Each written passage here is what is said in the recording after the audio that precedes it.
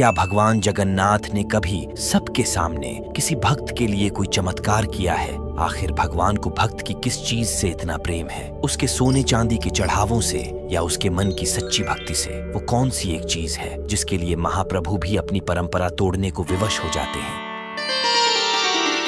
देखो भैया, आज कितने सुंदर उपहार आए हैं।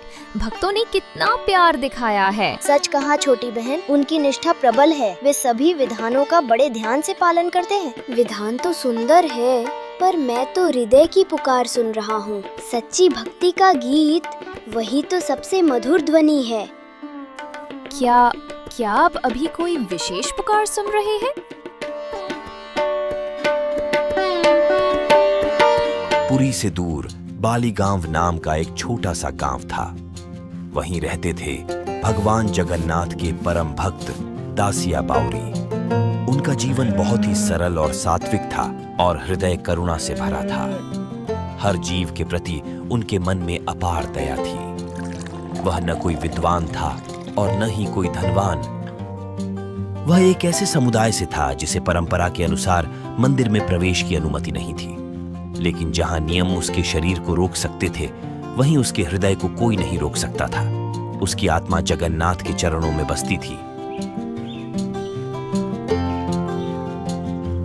ओह मेरे प्रभु, मेरे कालिया सांते, आपने मेरे इस छोटे से पेड़ को इतना उत्तम फल दिया है। ये मेरे लिए नहीं है, ये तो आपके लिए है। ये अवश्य आपका ही प्रसाद है। अपने लगाए इस पेड़ का पहला फल दासिया ने किसी और के लिए नहीं, बल्कि अपने परम आराध्य भगवान जगन्नाथ के लिए ही तोड़ा। उनके मन में यह निश्चय था कि यह भेंट सीधे प्रभु के चरणों तक पहुंचेगी।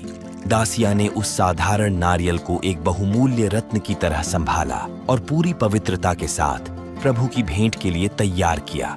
उनके हाथों में वह नारियल नहीं, बल्कि उनकी संपूर्ण भक्ति थी। नारियल को अपने हृदय से लगाकर दासिया ने पुरी की लंबी यात्रा शुरू की। उसके पास न कोई गाड़ी थी, न घोड़ा, केवल उसके थके हुए पैर और उसकी अटूट आस्था थी। सूरज तप रहा था और रास्ता लंबा था, लेकिन उसका हर कदम एक प्रार्थना थी, हर सांस भक्ति का एक गीत थी। जब दासिया आखिरकार मंदिर पहुंचा तो उसका हृदय भर आया, लेकिन वह रिवाज जानता था। उसे अंदर जाने की इजाजत नहीं थी। उसने किसी दयालु चेहरे की तलाश की जो शायद उसकी भेंट को अंदर ले जा सके। हट जाओ बूढ़े आदमी, भक्तों को रास्ता दो। आहत दासिया ने एक बार फिर उम्मीद से इधर उधर देखा। फिर उसे दो मुख्य पुजारी दिखे जो धनी भक्तों से कीमती चढ़ावे ले रहे थे। दासिया ने हिम्मत जुटाई और उन पुजारियों की ओर चल पड़ा।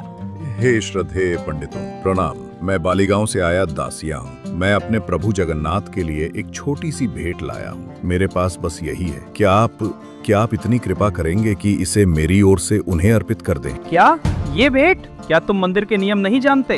भेंट शुद्ध होनी चाहिए, मंदिर की रसोई में बनी होनी चाहिए या शाही हुक्म से लाई जानी चाहिए। ये सही कह रहे हैं। भगवान को 56 भोग का महाप्रसाद चढ़ाया जाता है। हम रास्ते से लाया कोई भी नारियल ऐसे ही अर्पित नहीं कर सकते। पर इसे मैं सच्चे मन से लाया हूँ। मैं सारा दिन पैदल चलकर आया हूँ। मेरे प्रभु, मुझे विश्वास है वे इसे स्वीकार करेंगे। मैं आपसे विनती करता हूँ, कृपा कीजिए। बस उन्हें बता दीजिए कि उनके सेवक दासिया ने इसे भेजा है। यह असंभव है। नियम अटल हैं। भगवान परंपरा नहीं तोड़ते। जाओ, यदि तुम प्रार्थना करना चाहते हो तो बाहर जाकर अरुण स्तंभ के पास खड़े हो जाओ, वहीं से प्रार्थना करो, लेकिन मंदिर की कार्यवाही में बाधा मत डालो। दासिया का रास्ता इंसानों और उनके नियमों ने रोक दिया था, लेकिन उसके दिल का रास्ता पूरी तरह खुला था। वह अरुण स्तंभ के पास गया और मंदिर के शिखर की ओर देखकर अपने प्रभु को पुकारने लगा। मेरे प्रभु, मेरे कालिया सांते, वे कहते हैं कि मैं अंदर आने के योग्य नहीं हूँ। वे कहते हैं कि मेरी ये तुच्छ भेंट आपके योग्य नहीं है। शायद वे सही कह रहे हैं। मैं हूँ ही क्या? मैं एक गरीब अपवित्र धूल का कर मात्र हूँ। लेकिन आप तो पतित पावन हैं। यदि मैं पतित हूँ तो क्या आप मेरे स्वामी नहीं? मैं शास्त्र नियम नहीं, केवल आपको जानता हूँ। मैं यहीं से इसी क्षण ये नारियल अपनी पूरी आत्मा से अर्पित कर रहा हूँ। कृपा करें, मेरी इस तुच्छ भेंट को स्वीकार करें। इतना प्रेम, इतनी शुद्ध निस्वार्थ भक्ति। उसका हृदय पत्थर की इन दीवारों को तोड़कर मुझ तक पहुंच रहा है। उसकी भेंट पवित्र है। वो इन सब रत्नों से पहले मुझ तक पहुंच चुकी है। जब कोई भक्त इतने विश्वास से पुकारता है तो मुझे उत्तर देना ही होता है।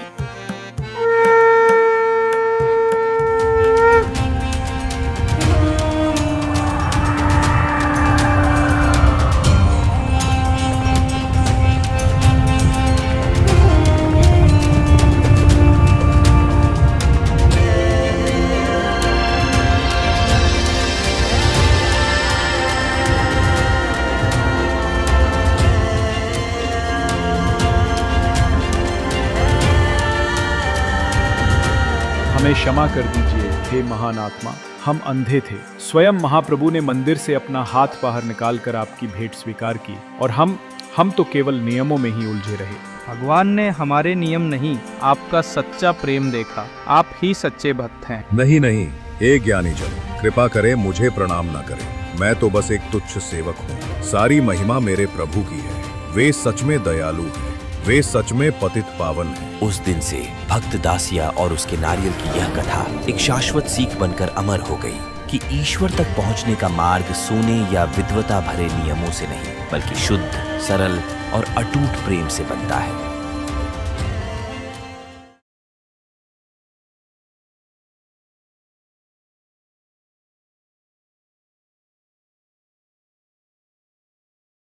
जगन्नाथ जी बूढ़ी मैया की सेवा कर रहे हैं। जय हो। परंतु क्यों? जानने के लिए सुनिए ये कथा। उड़ीसा के प्रांत पर एक वृद्ध माता जी रहती थी। वो जगन्नाथ महाप्रभु को अपने पुत्र रूप में देखती थी और जगन्नाथ महाप्रभु भी उन्हें अपने माता के रूप में देखते थे। वो वृद्ध माता जी नित्य जगन्नाथ प्रभु के सामने भोग पधराती और कहती, जब तक मेरा पुत्र भोग ग्रहण नहीं करेगा तब तक मैं भी कुछ नहीं ग्रहण करूंगी। और हमारे प्यारे जगन्नाथ महाप्रभु भी इस भाव से बहुत प्रसन्न रहते थे और प्रेम से भोग ग्रहण भी करते थे। एक दिन वृद्ध माता जी किसी रोग से बीमार पड़ गई। सब उनकी सेवा करना चाहते थे, लेकिन वो सबको भगा देती थी और बोलती थी, तुम सब जाओ, मुझे किसी की सेवा नहीं चाहिए। मेरा पुत्र आएगा और मेरी सेवा करेगा। सब सोचते थे, अरे इन वृद्ध माता जी का तो कोई पुत्र है ही नहीं, तो ये किस पुत्र की बात कर रही है। और उसी क्षण हमारे जगन्नाथ महाप्रभु व्याकुल हो गए और सोचने लगे, मेरी मैया इतने बरसों से मेरा पुत्र रूप से सेवा कर रही है और इनका कोई नहीं है, इनकी सेवा तो मुझे ही करनी पड़ेगी। और साक्षात श्री जगन्नाथ महाप्रभु एक छोटे से बालक के रूप में प्रकट हो गए।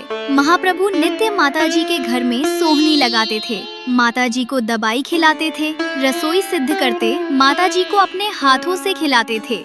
एक दिन बलभद्र जी जगन्नाथ जी से पूछे, लाला तू रोज सुबह सुबह कहाँ जाता है? तो जगन्नाथ जी मुस्कुराकर वहाँ से चले जाते। बलभद्र जी सुभद्रा जी से पूछे, अरे सुभद्रा, ये लाला रोज रोज कहाँ जाता है, तुझे कुछ पता है क्या? सुभद्रा जी बोलती, अरे वो पुरी के प्रांत में एक बूढ़ी माता जी रहती है ना, उनका तबीयत खराब है, इसलिए भैया रोज उनकी सेवा करने जाते हैं। ये सुनते ही बलभद्र जी के आंखों से आंसू आ गए और बोलने लगे, पूरा विश्व जिसकी सेवा करता है वो खुद अपने जनों की सेवा करने में कोई चूक नहीं रखता।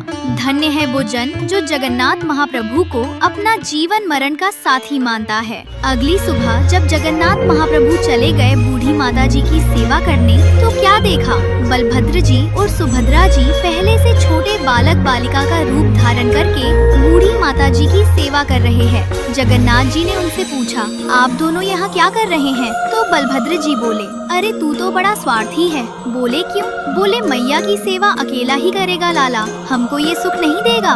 जगन्नाथ जी बोले, नहीं नहीं, करो सेवा करो। अब सुभद्रा जी प्रसाद पका रही है, बलभद्र जी झाड़ू लगा रहे हैं और जगन्नाथ जी बूढ़ी मैया की सेवा कर रहे हैं। अब उधर बैकुंठ में लक्ष्मी जी को ये बात पता नहीं थी, तो लक्ष्मी जी सोचने लगी कि ये तीनों भाई बहन मुझसे छुपा के जरूर कुछ करने जाते हैं, मुझे साथ नहीं लेके जाते। तो लक्ष्मी जी रूठ के बैठ गयी। जैसे ही लक्ष्मी जी रूठी तो पूरी में सब जगह अकाल पड़ गया। अब जगन्नाथ जी तो बड़ी दुविधा में आ गए, माता जी की सेवा कैसे होगी। तभी जगन्नाथ जी ने अपनी दिव्य दृष्टि से देखा कि लक्ष्मी जी रूठ के बैठी है। जगन्नाथ जी समझ गए कि इस परिस्थिति का कारण क्या है। तुरंत गए बैकुंठ और लक्ष्मी जी को मनाने लग गए। अब लक्ष्मी जी तो मान नहीं रही है, तो जगन्नाथ जी ने सोचा कि इनको कुछ दे के मनाना पड़ेगा। तभी उनको याद आया, लक्ष्मी जी को रसगुल्ला बहुत पसंद है, लेकिन रसगुल्ला भी कहाँ से लाते, सब जगह तो अकाल पड़ चुका था। तभी उनको याद आया कि उनका एक परम मित्र था गोपाल, उसके घर में अकाल नहीं पड़ा था। जगन्नाथ जी उसके घर गए और दरवाजा खटखटाया। गोपाल ने दरवाजा खोला तो देखा उसका सखा उससे मिलने आया है। देखते ही बोला, अरे सखा, आप मुझसे मिलने आए हो? जगन्नाथ जी ने उसको सब बात बताई और बोले, एक हांडी रसगुल्ला बनाने को। गोपाल ने अपनी मैया से कही रसगुल्ला बना देने को। उसकी मैया ने रसगुल्ला बनाई। वो रसगुल्ला लेके जगन्नाथ जी चले गए लक्ष्मी जी को मनाने। बैकुंठ में पहुँचे और लक्ष्मी जी को मना लिया जगन्नाथ जी ने। सब जगह अकाल दूर हो गया। जगन्नाथ जी फिर से पहुंचे बूढ़ी मैया की सेवा में। बूढ़ी मैया की खूब सेवा की और उनको स्वस्थ किया। और जब बूढ़ी मैया को होश आया तो शंख चक्र गदा पद्मधारी ठाकुर जी प्रकट हो गए और बोले, मैया अब चलो मेरे साथ बैकुंठ। मैया बोली, जब ले ही जाना था तो इतनी सेवा क्यों की? जगन्नाथ जी बोले, जब मेरा कोई जन कष्ट में होता है, पीड़ा में होता है, तब उसका कष्ट दूर करने मैं ही आता हूँ। मैया बोली, अरे वो तो समझ आया, पर कष्ट हरण भी तो कर सकते थे, वो क्यों नहीं की? जगन्नाथ जी बोले, मैया प्रारब्ध सबको भोगना पड़ता है। अगर मैं तुम्हारा कष्ट हरण करता तो तुम्हें दोबारा इस मृत्यु लोक में जन्म लेना पड़ता, और वो मैं नहीं चाहता। मैं चाहता हूँ मेरी प्यारी मैया मेरे पास ही रहे सदा सदा के लिए। और जगन्नाथ जी ने उन मैया को अपने नित्य धाम में बास दे दिया सदा सदा के लिए।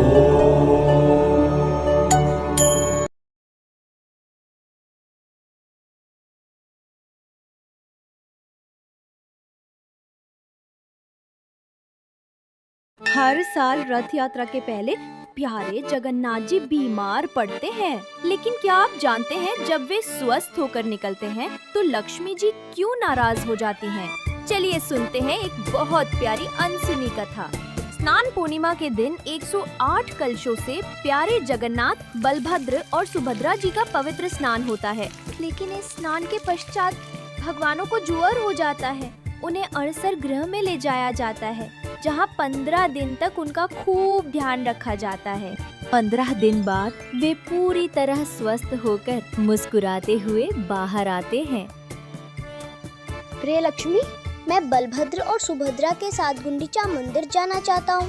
वहाँ भक्तों से मिलूंगा और गुंडीचा माँ के पास कुछ शांत पल बिताकर 2 दिन में लौट आऊंगा। आपकी तबीयत अभी अभी तो ठीक हुई है, फिर भी जाना जरूरी है। थोड़ा बाहर घूमने से अच्छा लगेगा। सब भक्त हमारा इंतजार कर रहे हैं। ठीक है, पर वादा कीजिए 2 दिन में लौट आएंगे। मेरा मन आपके बिना नहीं लगेगा। वादा करता हूँ, मैं 2 दिन में वापस आ जाऊंगा। आखिरकार रथ यात्रा का पावन दिन आता है। पूरी नगरी उत्सव के माहौल में डूब जाती है। जगह जगह ढोल मृदंग बज रहे हैं, भक्त झूम रहे हैं। तीनों भगवानों के लिए भव्य रथ तैयार हैं। चलो माँ, गुंडीचा के घर बड़ा मजा आएगा। हाँ, वहाँ खूब मस्ती करेंगे। भक्तों के भजन कीर्तन के बीच प्यारे जगन्नाथ अपने भाई बहन के साथ गुंडीचा मंदिर की ओर बढ़ते हैं। गुंडीचा माँ श्रद्धा और प्रेम से उनका स्वागत करती हैं। वो रसोई में बैठकर अपने हाथों से खीर, लड्डू और दिव्य व्यंजन बनाती है और स्नेह पूर्वक उन्हें स्वादिष्ट भोजन कराती है। तीनों भाई बहन बड़े आराम और मस्ती से माँ गुंडीचा के मंदिर में रहने लगते हैं। इस बीच देवी लक्ष्मी मंदिर में प्रतीक्षा करती रहती है। दिन बीतने लगता है, लेकिन जगन्नाथ जी वापस नहीं आते। सेवक, क्या मेरे प्रिय जगन्नाथ लौट आए? कोई समाचार आया क्या? क्षमा करे देवी, अभी तक कोई समाचार नहीं है। 2 दिन बीत जाते हैं, फिर 3, 4, 5वां दिन भी आ जाता है। लक्ष्मी जी का धैर्य टूटने लगता है। 2 दिन कहकर गए थे और अब 5 दिन हो गए, फिर भी नहीं लौटे। क्या उनके वचनों का कोई मूल्य नहीं है? मैं यहाँ उनकी प्रतीक्षा में बैठी हूँ। क्या मेरी कोई अहमियत नहीं है? अब बहुत हो गया, अब मुझे स्वयं ही जाना होगा। आज मैं उन्हें बताऊंगी कि वादा करके उसे न निभाने से क्या होता है। सेवकों, मेरी पालकी तुरंत सजाओ। सब मेरे साथ चलने की तैयारी करो। हमें अभी गुंडीचा मंदिर जाना है। देवी लक्ष्मी के आदेश से महल में हलचल मच जाती है। उनकी रेशमी पालकी सजाई जाती है। पुजारी और सेवक दल ढोल नगाड़ों के साथ लक्ष्मी जी के साथ चल पड़ते हैं। लक्ष्मी जी पूरे राजसी ठाट बाट के साथ गुंडीचा मंदिर की ओर प्रस्थान करती हैं। नगर भर में ये चर्चा फैल जाती है कि माता लक्ष्मी क्रोधित होकर स्वयं भगवान को लेने जा रही हैं। सभी सहमे हुए हैं कि आगे क्या होगा। प्रभु, माता लक्ष्मी गुंडीचा मंदिर की ओर आ रही हैं और बहुत क्रोधित हैं। ओह, मैं तो वादा ही भूल गया। अब तो वे अवश्य नाराज होंगी। क्या करूं? उनसे कैसे मिलूं? कहीं क्रोध में लक्ष्मी मुझे कोई श्राप न दे दे। जल्दी मंदिर के द्वार बंद कर दो। उधर लक्ष्मी जी का भव्य जुलूस धीरे धीरे गुंडीचा मंदिर के सामने पहुंच गया। लक्ष्मी जी पालकी से उतरी और प्रवेश द्वार की ओर बढ़ने लगी। तभी भयभीत सेवकों ने घबराकर तुरंत मुख्य द्वार बंद कर लिया। ये देखकर लक्ष्मी जी का क्रोध चरम पर पहुंच गया। क्रोध से तमतमाती हुई उन्होंने गरज कर आदेश दिया, अच्छा, मेरे लिए द्वार बंद कर दिए? यदि मेरे लिए मंदिर का दरवाजा बंद है तो फिर उनके लिए भी वापसी का मार्ग बंद हो जाएगा। सेवकों, यह रहा मेरे स्वामी का रथ नंदी घोष, इसे तुरंत तोड़ डालो। लक्ष्मी जी के आदेश पर उनके सेवक रथ के पास तो पहुँचे, लेकिन प्रभु के रथ को पूरी तरह से भला कौन क्षति पहुंचा सकता है। उन्होंने बस उसे जरा सा हिलाया डुलाया, फिर भी कुछ सजावटी हिस्से टूटकर नीचे गिर पड़े। तभी जगन्नाथ जी के सेवक उन्हें रोकने आए और दोनों ओर से हल्की फुल्की धक्का मुक्की होने लगी। रथ को हल्का सा नुकसान पहुंचाने के बाद लक्ष्मी जी उदास मन से लौट चली, लेकिन वो मुख्य मार्ग से नहीं लौटी, बल्कि एक गुप्त गली से होकर गई, जिसे हेरा गोहिरी गली कहा जाता है। उड़िया भाषा में हेरा का अर्थ है देखना।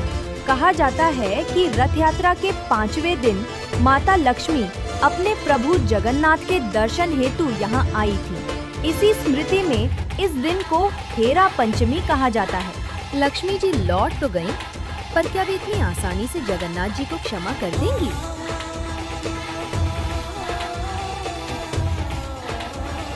उधर गुंडीचा मंदिर में 6 दिन बीत गए। 7वें दिन जगन्नाथ, बलभद्र और सुभद्रा जी के दिव्य संध्या दर्शन हुए। भक्त बड़ी संख्या में प्रेम और भक्ति से दर्शनों के लिए पहुँचे। अपने प्रभु के दिव्य दर्शन पाकर भक्तों के हृदय आनंद और उल्लास से भर उठे। 8वें दिन सुबह गुंडीचा मंदिर में रथों को वापस श्री मंदिर की ओर मोड़ा गया। अब वापसी की तैयारियां शुरू हो गयी। आ गया 9वां दिन, बहुड़ा यात्रा, यानी भगवान की वापसी की यात्रा। प्यारे जगन्नाथ, बलभद्र और सुभद्रा जी गुंडीचा माँ से विदा लेकर अपने घर श्री मंदिर की ओर लौटने लगे। पूरी नगरी में खुशी की लहर दौड़ पड़ी। जब तीनों रथ श्री मंदिर लौट रहे थे, तो बीच रास्ते में एक विशेष पड़ाव आया, मौसी माँ का मंदिर। मौसी माँ ने उनके लिए बड़े प्रेम से पोड़ पीठा तैयार किया था, जो उड़ीसा की प्रसिद्ध मिठाई है। हर वर्ष की तरह तीनों ने स्नेह पूर्वक मौसी माँ के हाथ का बना पोड़ पीठा चखा। इसके बाद उन्होंने आदर पूर्वक मौसी माँ से विदा ली और रथ पुनः श्री मंदिर की ओर बढ़ चला। बाउड़ा यात्रा में एक और रोचक पड़ाव आता है। बलभद्र जी और सुभद्रा मैया के रथ तो सीधे सिंह द्वार तक पहुंच जाते हैं, पर प्यारे जगन्नाथ जी का रथ कुछ देर के लिए गजपति महाराज के महल के सामने रुकता है। शुभ समाचार, आपके प्रिय स्वामी लौट रहे हैं। जगन्नाथ जी का रथ रास्ते में दिख चुका है।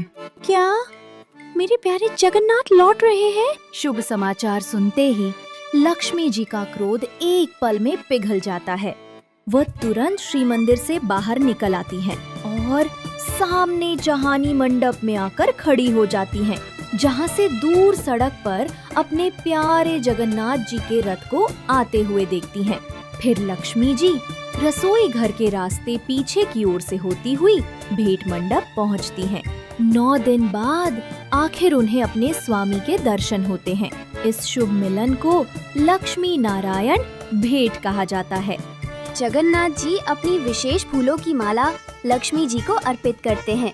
देवी लक्ष्मी श्रद्धा से रथ की परिक्रमा कर दर्शन करती हैं। दर्शन के पश्चात वे प्रसन्न मन से श्री मंदिर लौट जाती हैं। उनका क्रोध भले ही शांत हो गया हो, पर क्या वे सचमुच जगन्नाथ जी को इतनी आसानी से माफ कर देंगी? वो तो आगे पता चलेगा। थोड़ी ही देर में नंदी घोष रथ भी श्री मंदिर के सिंह द्वार पर पहुंचता है। नीलाद्रि विजय के दिन तीनों देवताओं के श्री मंदिर में प्रवेश की भव्य तैयारी होती है। बलभद्र जी और सुभद्रा मैया तो सीधे मंदिर में प्रवेश कर जाते हैं, लेकिन प्यारे जगन्नाथ जी बाहर ही रुक जाते हैं, क्योंकि देवी लक्ष्मी के आदेश से उनके लिए मंदिर के द्वार बंद कर दिए जाते हैं। जगन्नाथ जी के सेवक भी द्वार के बाहर से देवी लक्ष्मी से क्षमा याचना करते हैं, लेकिन लक्ष्मी जी अभी भी मन ही मन थोड़ी नाराज हैं। उन्होंने इतने दिनों तक अकेले जो इंतजार किया उसका शिकवा तो बनता है। आखिरकार जगन्नाथ जी अपनी प्रिय लक्ष्मी को मनाने के लिए ढेर सारे रसगुल्ले और सुंदर फूलों की माला लेकर आते हैं। देवी लक्ष्मी अपने स्वामी की विनती स्वीकार कर लेती हैं। फिर दोनों हंसते हुए एक साथ मंदिर के भीतर प्रवेश करते हैं और इस तरह हर साल रथ यात्रा का ये मधुर मिलन हमें याद दिलाता है कि प्रेम में रूठना भी है और मनाना भी। यदि आपको ये दिव्य कथा पसंद आई हो तो इसे लाइक, शेयर और चैनल को सब्सक्राइब करना ना भूलें। जय जगन्नाथ।